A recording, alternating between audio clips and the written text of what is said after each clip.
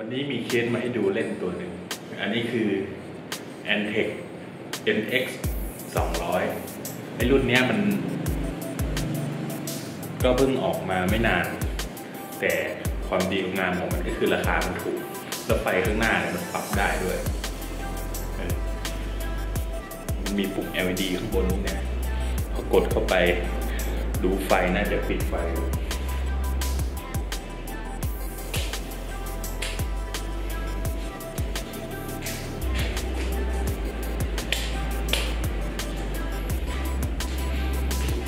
เห็นไฟไหม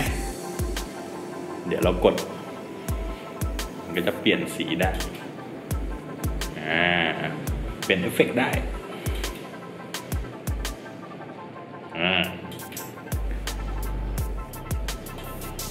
นี่สีสลับไปมานี่ก็สีน้ำเงินแล้วนี่ก็เป็นไฟวิ่งสีลุ้งเนี่ย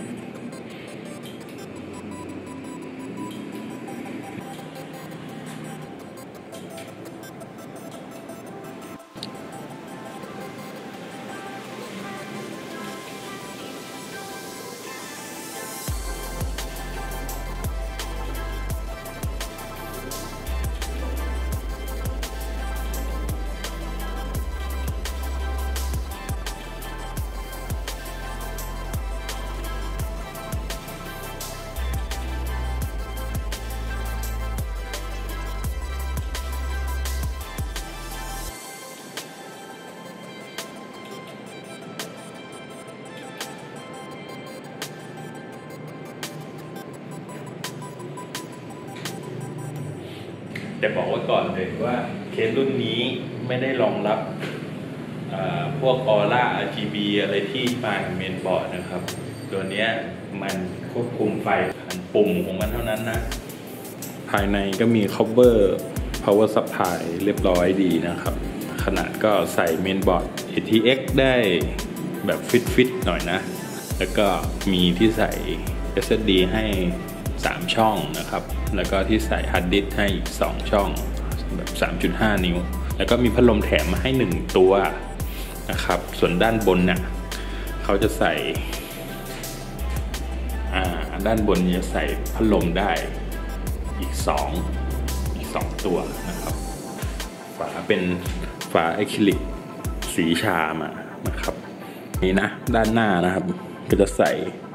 เป็นหม้อน้ำขนาด2ตอนได้นะครับหรือว่าใส่พัดลมด้านหน้าได้อีก2ตัวนะครับสำหรับตัวพอร์ตเชื่อมต่อนะครับ1 2 3 4 5 6 7มีทั้งหมด7ช่องนะครับก็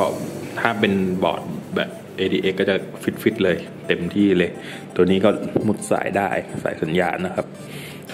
ด้านบนอันนี้แกะออกมาได้ตัวกรองฝุ่นเป็นแม่เหล็กฝาก็มีการเว้านะเพื่อที่จะเก็บ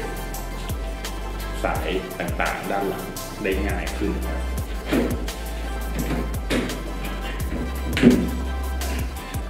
ก็จะประมาณนี้อันนี้ช่องใส่ power supply กับฮาร์ดดิสก์ด้านล่างครับจะมีแหละสำหรับใส่ฮาร์ดดิสก์ 3.5 ให้อีก2ตัวนะครับสำหรับพอร์ตด้านบนนะครับก็จะมี USB 3 ให้1พอร์ต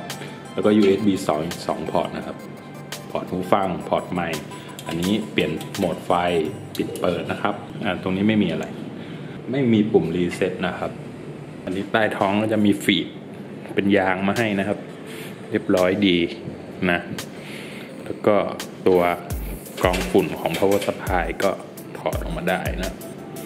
จบแล้วนะครับสำหรับรีวิวแบบลวกๆนะสำหรับเคสรุ่นนี้เคส Antec NX 200นะเป็นเคสที่ราคาถูกมากราคาแบบประหยัดแล้วก็มีโหมดไฟให้เล่นมีของจัดเต็มงานเคสพอใช้ได้เลยสำหรับเคสในราคานี้นะครับถ้าเกิดว่าชอบใจอยากจะจัดนะครับที่ร้านทางการทีหรือสั่งออนไลน์ก็ได้นะครับตามลิงก์ได้เลย